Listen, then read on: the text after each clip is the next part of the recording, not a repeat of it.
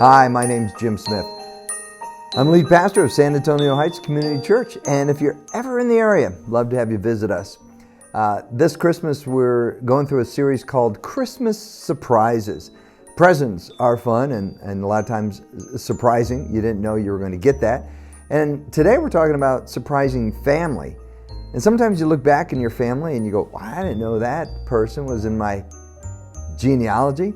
I found out that I had an inventor way back in my ancestors a couple generations ago. It had something to do with the rotary phone, long time ago, but that was exciting to find out.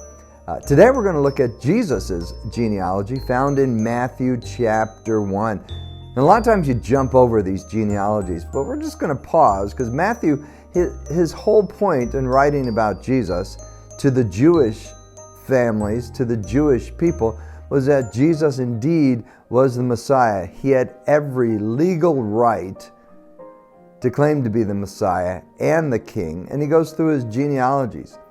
But he purposely does something that most people back in the ancient days did not do, and that's include women. They never did. This is the record of the ancestors of Jesus, the Messiah, a descendant of David and Abraham. And Tamar then was widowed, did not have any children, and so he was married, or she was married to the second son. He wasn't married, and that's the culture, and so he was responsible to produce some children through Tamar, and he was evil, and he died. God killed him. So the third son was in line to marry Tamar, and Judah goes, yeah, I don't know if I want my son to marry Tamar. Promised that when he got older, she could marry him, but he never fulfilled that promise. So Tamar took matters into her own hand, and so she stood by the side of the road, or sat by the side of the road, pretended to be a prostitute.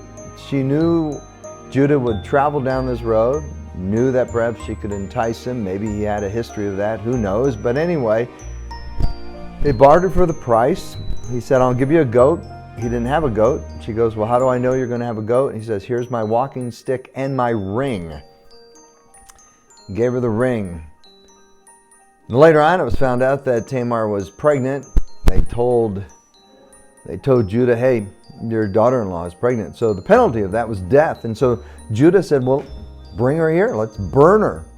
They were going to burn her. Just before she was tied up to the stake, or however they did it, she goes, here's the father of my child. And she brought out the walking stick and the ring of Judah. And to Judah's credit, he said, this woman's more righteous than I am. Free her, don't kill her. And allowed her to bear those two children and gave birth to those children. Judah had a secret, but it came out in the open.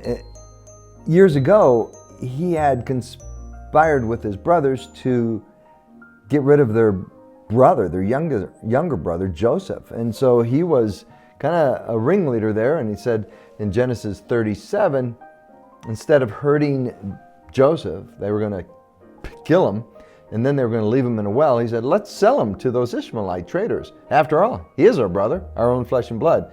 We don't want to kill him, but we'd like to get some money. So they sold him to these slave traders, and the brothers agreed.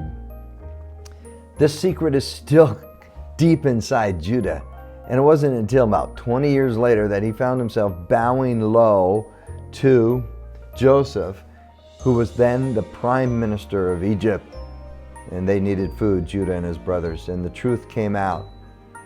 Tamar, that story that Matthew brings out, what's the point of bringing up Tamar? Well, here's the point. God's grace is greater than my secrets. Judah had some secrets. Tamar and Judah had an affair, but God's grace can cover a multitude of sins.